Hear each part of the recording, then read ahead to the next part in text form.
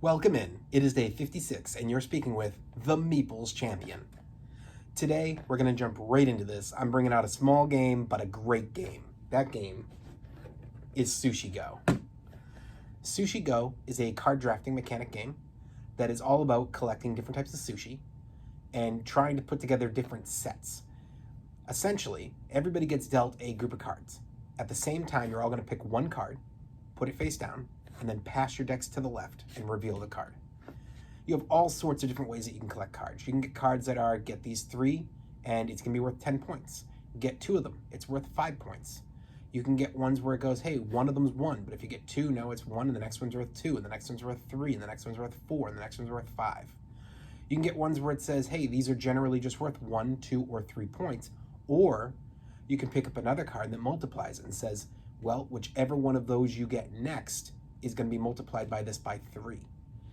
There is a lot of different cards in this game. And the game runs really easy. Essentially, you're going to have 3 rounds. You're going to go around until everybody has selected all of the cards. I believe it is 9 in the round.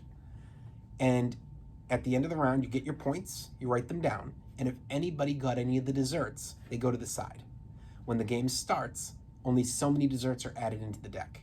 Then in round 2, they add another group of desserts in, and then in round 3, a smaller group of desserts in. When the game's over, you have all your points from the different rounds, but then the dessert scores at the very end of the game. And the way the dessert scores is, whoever is the most desserts gets 6 points. In the case of a tie, then each player gets 3. And whoever has the fewest loses 6 points. In the case of a tie, loses 3. If tied 3-way, it's 2 and 2. Tied 4-way, it just is 1. So let's jump in and talk about the categories that we discuss every day on this. Category 1, art. I think the art is great. I think that this box, it's small, but that's a nice art. It grabs your eye. It's not a big game. It's meant to be simple. The cards are really nice art. It's great for me. I think it's a big thumbs up on the art. The components, there are only cards. They clearly didn't skimp. They made sure that these cards are going to be able to last a while. I haven't had any wear to my cards. I've been playing with them for well over a couple of years. I've played this game a lot, so I definitely would expect wear if it was possible. There has been none. Big thumbs up on the components. The price. This game is cheap. You can get this for 12 bucks. You're going to find this in every Target, in every Barnes & Noble. It should be in every board game store, unless they don't carry any small games. It's online, it's easy to get, and it's totally worth what you're paying. For 12 bucks, you're getting a game that can be played with anyone. It's a simple game. Thumbs up. Your difficulty. I mean, there's not a lot to learn with this. It's a card drafting game, and that's it. That is all it is for mechanics. And you've got your different types of cards that score. So you just have to know what the different cards mean. There's not that many cards in the deck. You might be looking at 10 roughly different cards. So you just want to make sure you understand how these work for how they get the points. But other than that, it's not much to learn there. It's a thumbs up on the difficulty. Replayability. This is a game you play repetitively.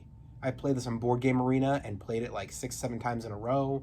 I played this with friends in person, and we played it for the night. I played it with my family. I've played it with friends who aren't from the board game group.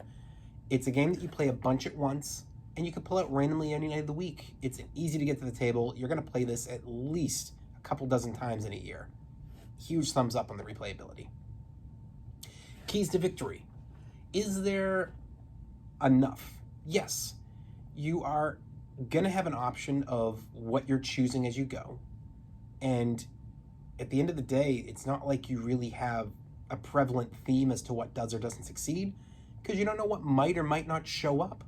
So they give you plenty of ways to score, and you can definitely take the risk knowing, hey, I saw in the first round that there's a couple cards towards that, 3 and you get 10 points, a big scoring possibility there. But I'm going to hold off and grab something that's going to let me get pure points early on, and then it turns out those 10 pointers were totally worth it and you missed out. But it's all up to the shuffle, it's all up to the round. So I think it's a huge thumbs up there. Is it unique? I don't think it's unique. I think that this game is a card drafting game, and that's all it is. It's a cool theme, but I can't give it the uniqueness. It's another card drafting game that just is, to me, a fun and simple one that's going to grab the eyes of a lot of people, but theme alone can't make that unique. So it's a thumbs down on unique. Overall, what do I think? I think this is a great game. I think it's a must play. I think it's a must own. It should be in everybody's collection, and I really recommend it. Overall, today has been day 56. You have been talking about Sushi Go, and you've been speaking with the Meeples Champion. Like, share, subscribe, and check down below in the description where I'll be putting up an Amazon link so you can pick this up for yourself. Until next time.